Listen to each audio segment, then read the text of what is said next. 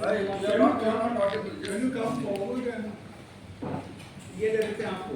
I don't think I don't think we need to. So why not if you can take this, can this be out?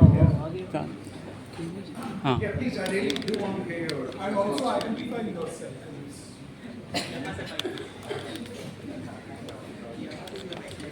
So, sir, my name is Kumar Jintu. My question is for Professor Vasi. Yeah. The idea of liberal democracy in India, which I call cow sympathy democracy and buffalo herd democracy. Because cow slaughter is prohibited under the Gandhian principle in DPSP. Nationalist imagination provides two different sets of language. One, mainstream nationalist imagination draw its emotional power from the register of collective pride and humiliation. And other, Dalit's response puts Swabhiman before Abhiman of nation. Sir, to what extent Indian liberal democracy has really led empowered Dalit to gain self-respect and not just self-respect? Thank you. Could you repeat that last point? In what respect, in what ways has liberal democracy empowered the Dalits to? Dalits to gain self-respect and not just self-esteem.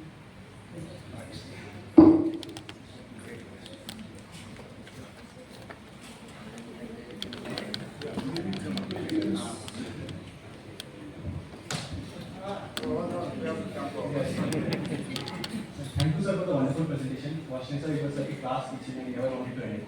I'm Shantan Mandavakar from Center of South Asian Studies, PhD scholar from SIS. So, sir, my virtue is where I was a student, isn't it? I did a lot of work in CPS, but SIS and Center for South Asian Studies where I was formerly a student. Finally, you have to come to CPS to meet this group.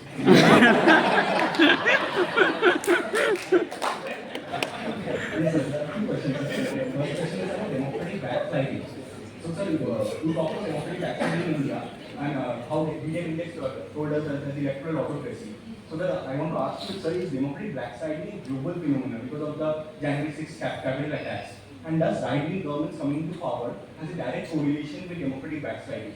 Do you have any thesis on that?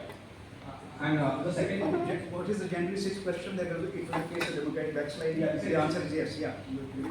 and is right-wing governments coming to power, does this a direct causal effect on democratic backslidings?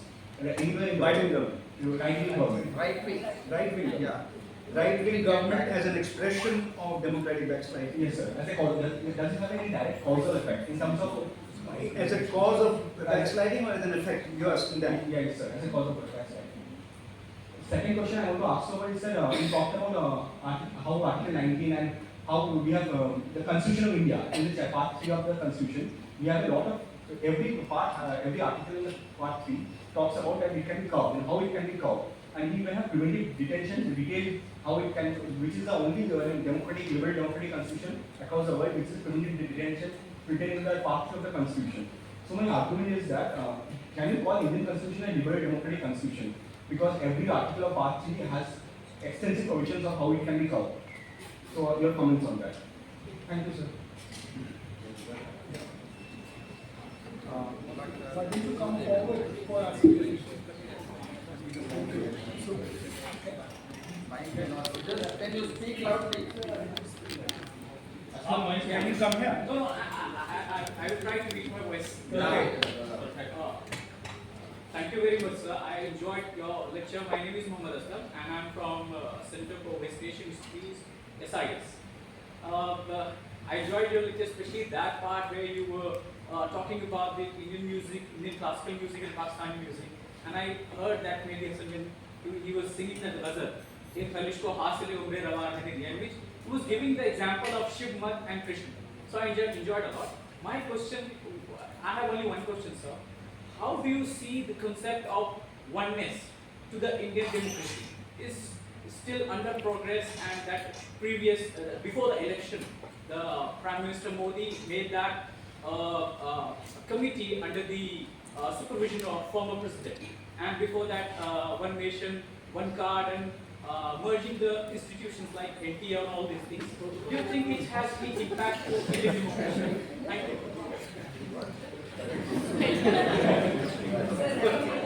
basically conceptualizing oneness. What is it? It's a very good question.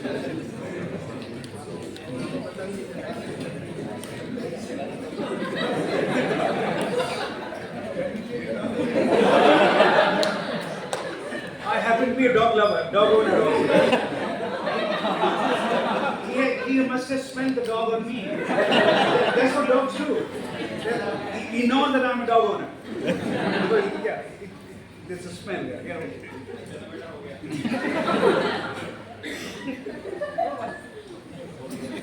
Okay, shall I? Okay, so the question, let's start with the last question first, the oneness question. So there's been at least going as far back as you could take it farther if you will, but Mahatma Gandhi's reorganization of the Congress Party in 1920 is absolutely worthy of your attention. Gandhi said that Congress Party, which was taking off at the right under leadership, should not follow its units should not follow the British provincial boundaries. They will follow linguistic boundaries of India. So there wasn't a Congress Party for Madras Presidency and a Congress Party for Bengal Presidency. There was a Bengali Congress. There was a Tamil Congress. There was a Kannada Congress. There was a Malayali Congress. Even though Kerala did not exist, Kerala Congress, not Malayali Congress, Kerala did not exist, right, as a unit. It had two princely states, and Malabar district was part of Madras Presidency, right? Similarly, there was a Telugu Congress or Andhra Congress, even though coastal Andhra was part of Madras Presidency, right? And the Andhra Congress included Telangana, which was not part of Madras Presidency. That was always a difficult issue for him, but he didn't want to pursue Congress politics too much in princely states. However, notionally, that's what it was. So the reason this is an answer to you is Gandhi was saying what later scholars came to call India as not as a nation state, but as a state nation. This is a famous argument that Alfred Stefan made, and Yogendra Yadav is a participant in that book. He's a co-author of that book. And what is the difference between a state nation and a nation state? A nation state erases differences. So the classic example is France. When the revolution took place, only 12% of France spoke good French and maybe 30% spoke French. And the Parisian French was taken to the periphery of France, to Basque country and to Brittany. And this process is described by a classic book called Peasants into Frenchmen by Eugene Weber. Not until 1900 did all of France speak French. Right? So, and France became a nation state, which it doesn't allow any other, for example, you can't call yourself, legally the category Jewish French does not exist. Legally category Muslim French does not exist. Legally, there is nothing on the left side of the hyphen as in America. You can only be an undifferentiated French legally. Right? That's a classic nation state in there. State nations have their diversities are geographically it's not a multicultural state. Develop the third argument, multicultural is different from state nation, where the differences are geographically based. So the Jews of America are all over America. So there isn't a place where Jews are concentrated, right?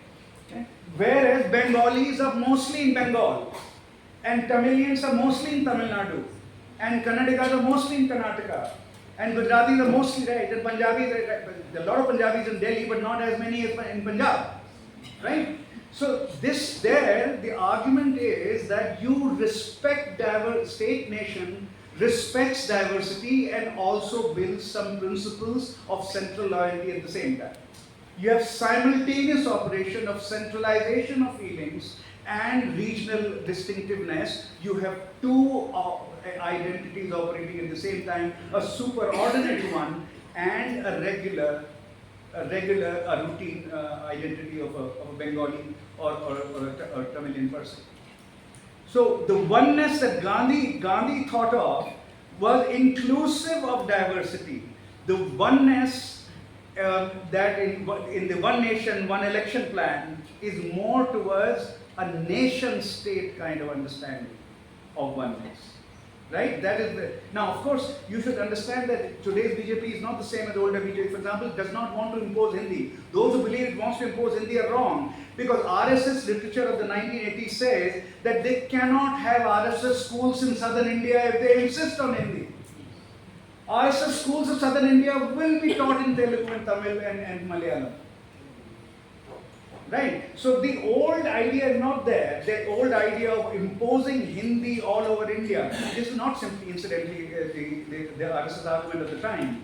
Nehru also and Gandhi both, they dabble into it and then they pull back. Lohia does. And then before his death, Chaudhry Charan Singh gave me an interview. I went to talk to him about my agriculture book. My first book was on agriculture industry, urban-rural relations. I went to talk to him about agriculture, and he won't talk to me about agriculture. He basically said, let's talk about languages in India. And he made the claim that if Nehru had imposed Hindi on southern India and eastern India, India would have been the strongest state. I said, no, India would have come apart. He said, no, you're wrong. That is how European nations were built. He said, that is how France was built. I said, France was built in the 19th century.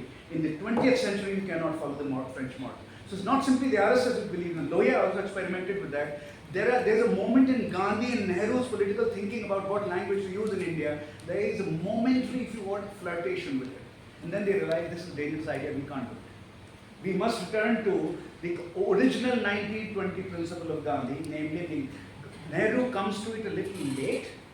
Nehru sets up a linguistic commission of India, whatever it was called, which proposed a linguistic reorganization of India, and Nehru finally accepted, though he first resists that. While giving up on Hindi, or imposition of Hindi, he still resists the idea that there should be linguistic states in India. But then, the way Nehru functioned always, if he sets up a committee, he accepts the recommendation of the committee. So, for example, Kalekar committee said OBC reservation at the state level, not at the central level, which Mandal overturned. Right? So, Nehru then says, let Tamil Nadu do it. Tamil Nadu went for 69%, and Karnataka went for 67%. Right? Following the same principles, then Andhra did the same. That's why you have Muslim reservation there as OBCs through the so-called BC. But the category at that point was BC. Through the BC category, they came in. Right? That was southern India. And he said, okay, I'm committed to federal India. This is what the committee I have set up says, okay, I accept linguistic reorganization. And linguistic reorganization begins in 1956. So that's the oneness idea. A different kind of oneness, right? A oneness that respects diversity, but also builds loyalty towards Delhi. Right? Also builds that. Preventive detention is a fundamental violation of the liberal principle. It's an excellent question. However, preventive detention is not all there is to liberalism. I gave you some other points also about liberalism. Right? So, incarceration without legal proof of some subversive act. Right, that's preventive. Incarceration without legal proof, judicially approved proof of incarceration, of subversion. Right. So yes, it's a violation. It's a violation. However, freedom of expression is just one part of liberalism, and a number of liberal polities have used that. America, which has the First Amendment, which means Trump could say in a campaign. In July of 2015, before he became president, that Mexicans are criminals and rapists. He said that in a campaign speech. And I was at LSE giving a speech at that time, and the LSE people in Europe, they were saying, this is liable in Europe. It is liable in Europe. It is not liable in America. It is not liable in America. It is liable in Europe. So he said all that while something like that violates the principles of liberal polity, and he also tried to stop Muslims from coming in after it came in, just because they were Muslims. That also violation of liberal principle. The judiciary turned him down. He couldn't do it, right? And Mexican vote he needed fine. So the Mexicans are rapists, and the argument has not been heard since then, because he needed for purely practical political reasons. He needed some Hispanic vote, right? Anyway, the point here is that it is a violation of liberal principles, but liberalism cannot be confined to freedom of expression alone. Right? That's the answer to that. Whether democratic backsliding leads to right-wing populist government. See, remember in India, when we were studying, you would know this, this was an institution where we learned our political economy. More than any other institution in the country, we learned political economy at JNU. And we were always told that populism basically means left-wing populism. Fiscal redistribution of an excessive sort towards the poor. Of an excessive sort. Some is fine, okay. Some is there, right? Of an excess towards the poor. The idea of right-wing populism comes from Europe and Latin America. Sorry, Europe, not Latin America, was also left-wing, which are fiscal. The right-wing populism. So the right-wing populist governments that have emerged, they target minorities and immigrants. Their notion of communitarianism is majoritarian. So whites of America, right? Non-Muslims of France, which now includes Jewish people also, actually, which was not true historically. The Jews were targeted historically in France, right? So it's a majority. So that has nothing to do with the fiscal redistribution of public resources towards the poor. That is how we define left-wing populism. Right-wing populism is about naked majoritarianism in politics, right? And that is presented as popular visions. That's why you use the term populism. That expresses as majoritarian popular visions, which is something that Mr. Modi started using here. Whether it's the cause or effect, that remains unclear, and is perhaps both. That's my answer to the whether it's the cause of the democratic backsliding or effect. I think it's both, depending on where you go. Empirically, it's either it can be a cause or it's an effect. Once it's part of a wave, it can have both characters. Has liberal democracy helped Dalits of India? The answer is yes. Has it helped enough? The answer is no. So it's not a 0 or 1 question. It's not a binary. It's what is called a quantitative question.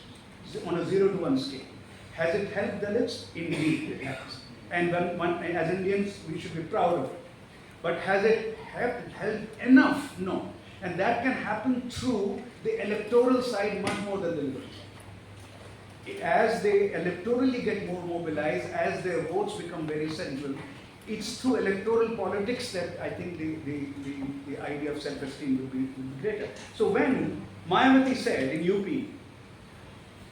this is also an OBC argument, Mulayam and Lalu used to say, Daroga ko badal do, or school ke principal ko badal do. Change the Daroga, the station officer, police officer, change the school principal, and you will change the outcomes for OBC children and OBCs.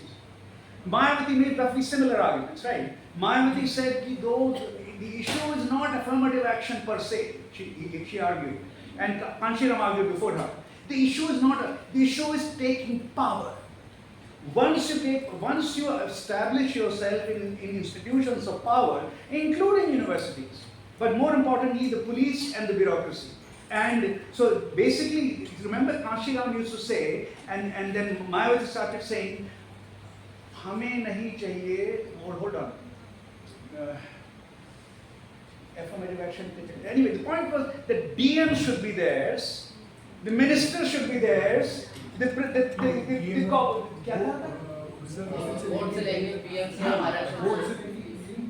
से लेंगे PM तो वैसे लेंगे DM vote से लेंगे PM CM आरक्षण You see the point is that it was what Hannah Pitkin used to call politics of representation, what is to say politics of descriptive representation.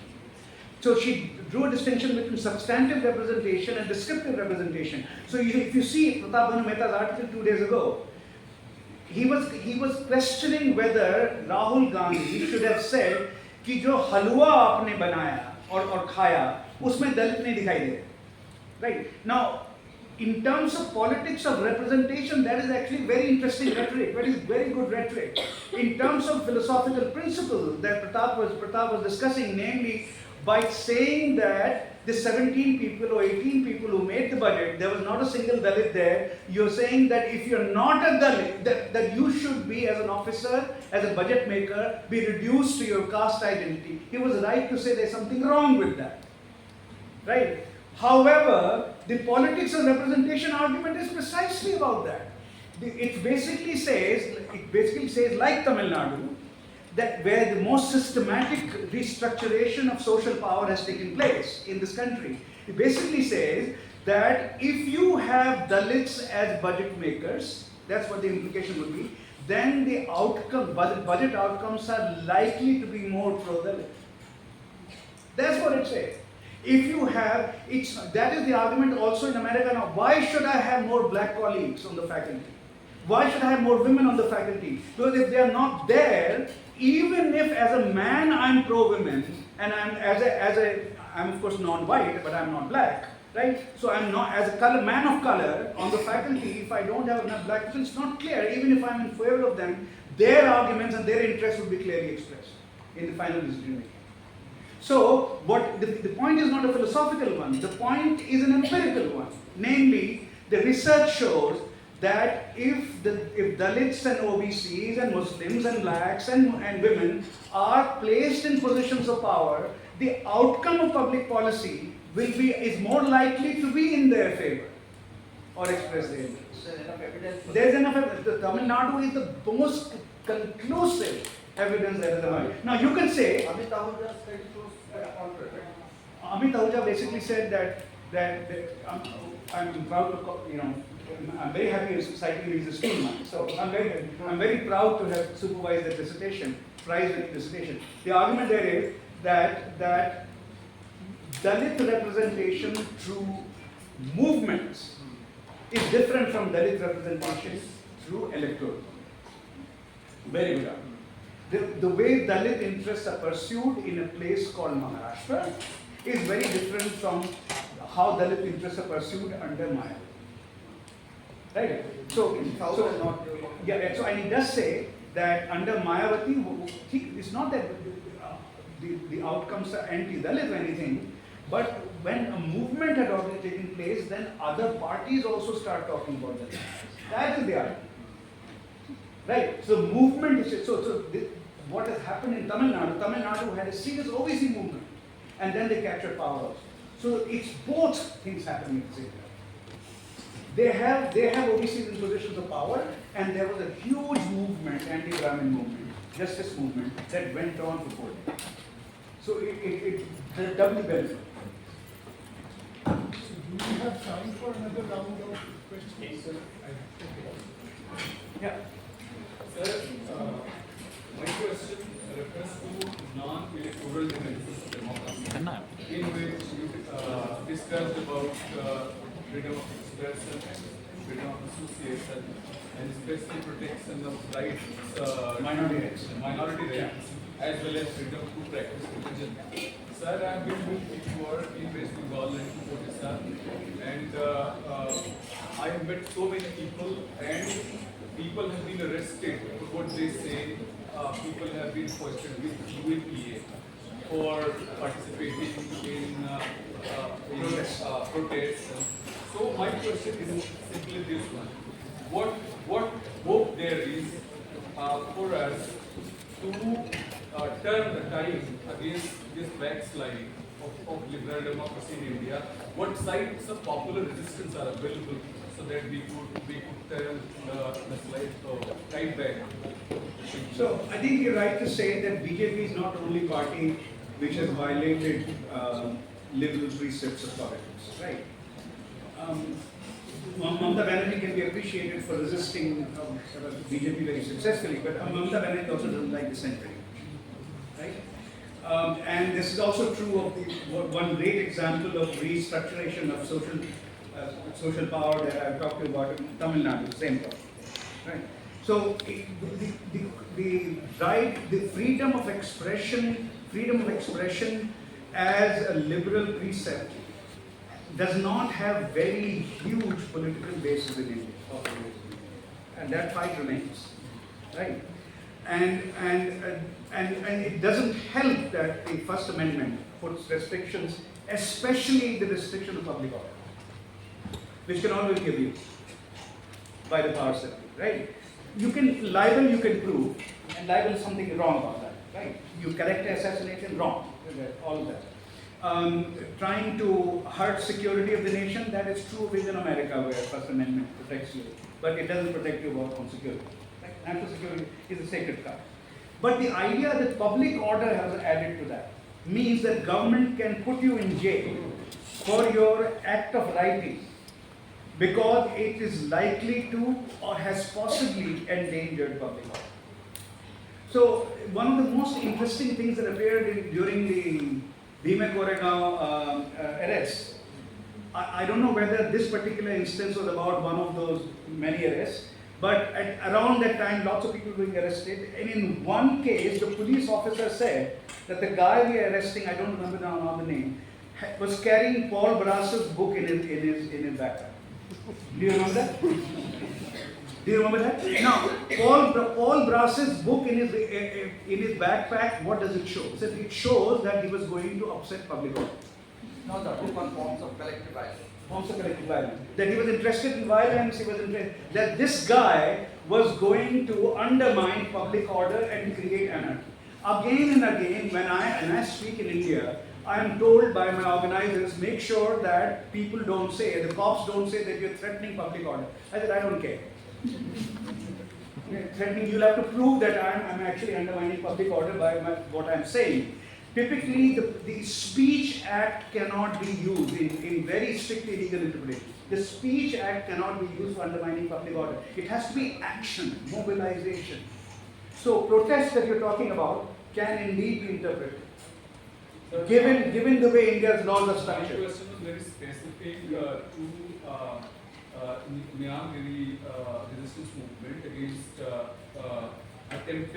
attempt again by Vedanta and certain other mining corporations who are securing defection from within the community, and those who are not defecting, they are being hoisted with false cases. Correct. And in West Bengal also, I met certain people from some communities. They are also saying the same story, that they cannot secure defection, they will hoist false cases on us, and they will make sure that our children are deprived. I mean, think of it this way, on this problem. Most liberal political theorists and analysts in the world have argued, somewhere or the other, in a footnote, in a statement, if not in their writing, that Jawaharlal Nehru was among the most liberal politicians ever, the world ever saw in the 20th century. Okay. They have said some, I think on TV, they have said on radio, they have some little piece somewhere, or in their classes at Oxford or Harvard or something like that. But Jawaharlal Nehru and Ambedkar they piloted the first constitutional amendment which puts restrictions on freedom of expression. Right? So this is a very complicated issue, and you ask yourself why, and Tripur Daman argued basically that for Nehru, the liberal, was willing to suspend his liberalism for the sake of a larger socio-economic objective, namely land reforms. And suspension of Kerala government, right? Suspension. If you think of the lapses in Nehru's liberal record, what would you think of? First of all, the First Amendment. Secondly, incarceration of Sheikh Abdullah without a legal case, right? Third, suspension of Kerala government on grounds of law and order, right? The first suspension using Article 356. No, first, but actually, so second. And fourth, this has not been discussed, and my book will have a chapter on Nehru's lapses.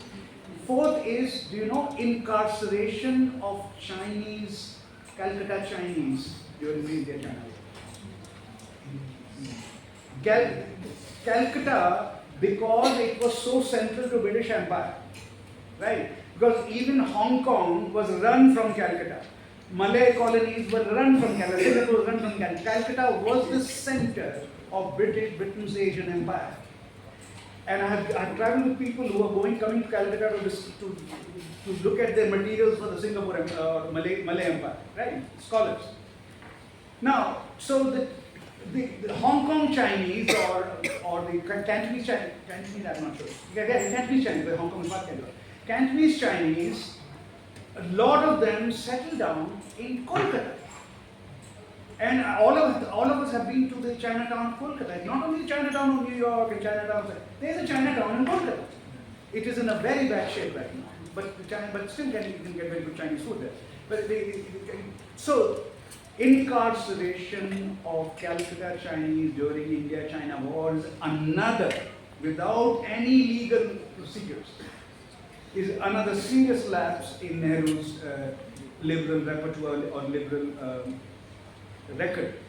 The point I'm making is, the larger point I'm making is that even for the so-called greatest liberal politician, or one of the greatest liberal politicians of the 20th century, one of the founders of liberal democracy in India, the question of freedom of expression was a very, very complicated. Not so much about freedom of association, freedom of expression, what can you say?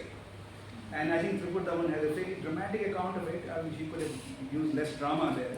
But the point is a very good one, that the two great minds, Ambedkar and Nehru, both piloted the first one. So with this, no, actually we can have discussions afterwards. Just one question, okay? This is the last question. Nehru once stated that I do not believe in Hindu and Muslim. I just believe in one religion, that is religion of humanity.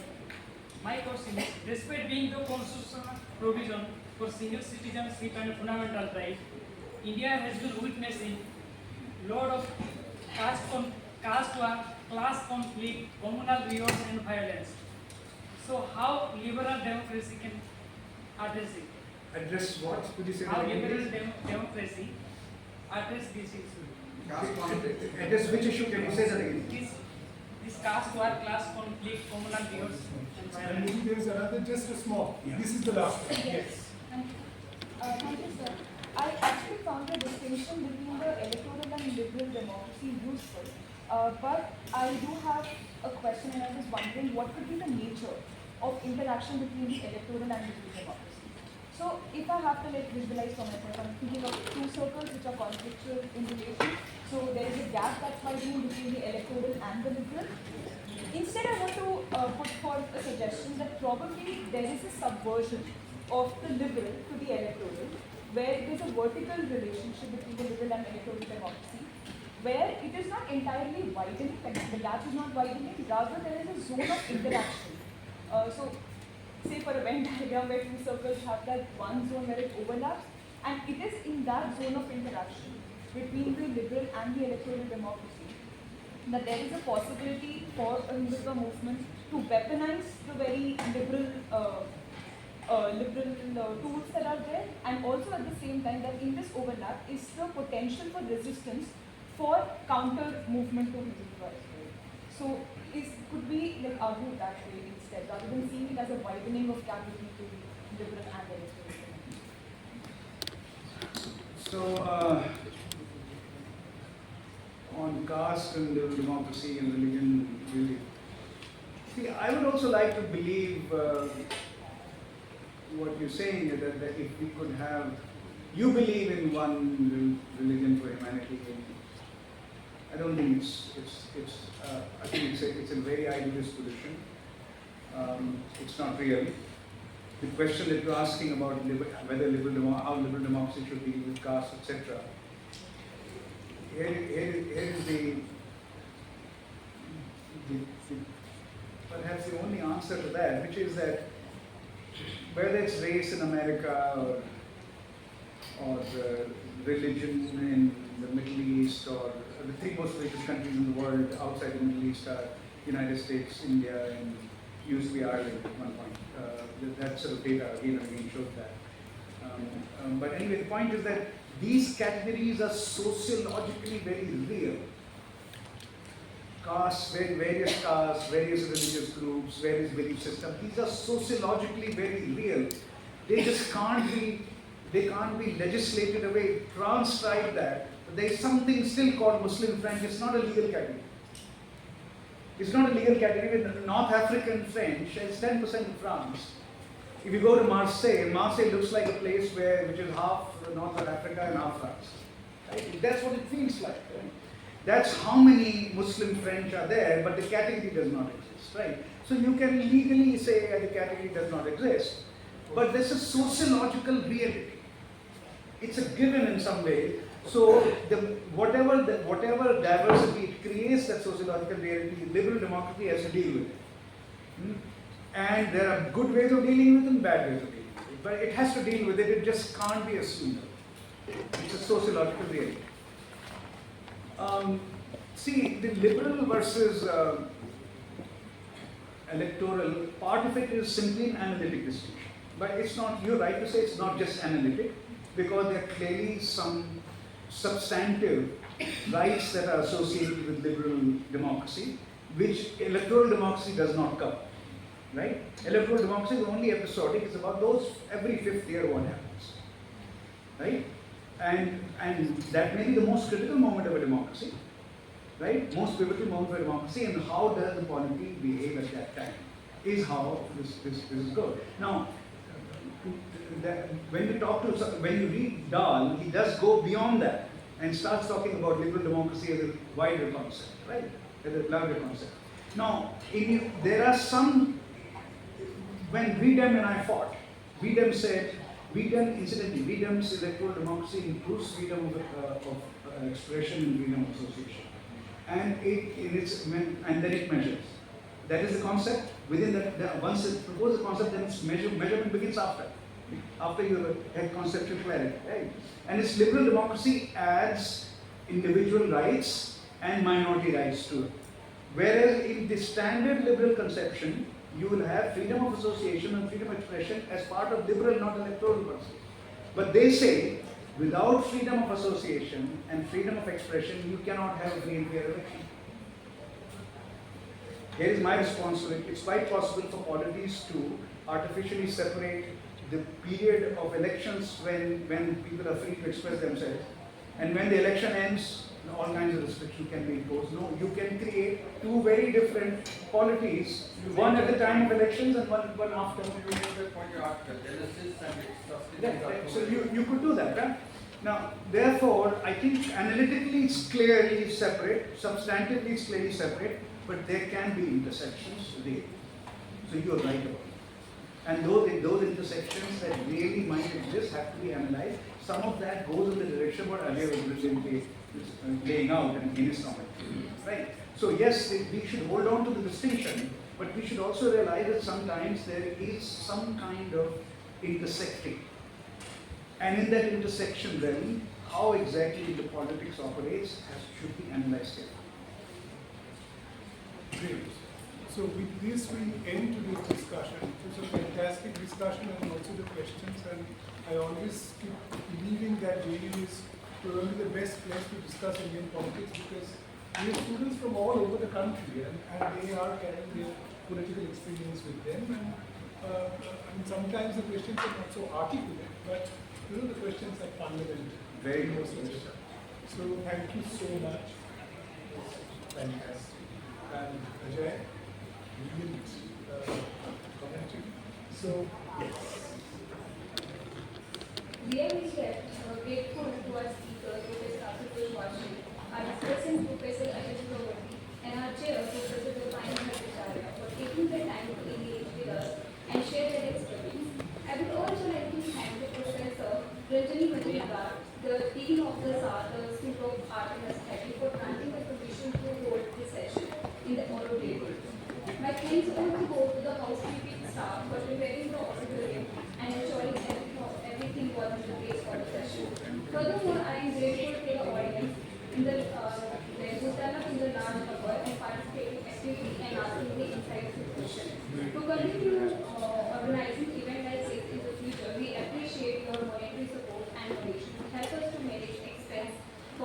just help estimate. With this note, I would like to say that we have arranged the tea for you, and I hope you guys enjoyed the session. Thank you.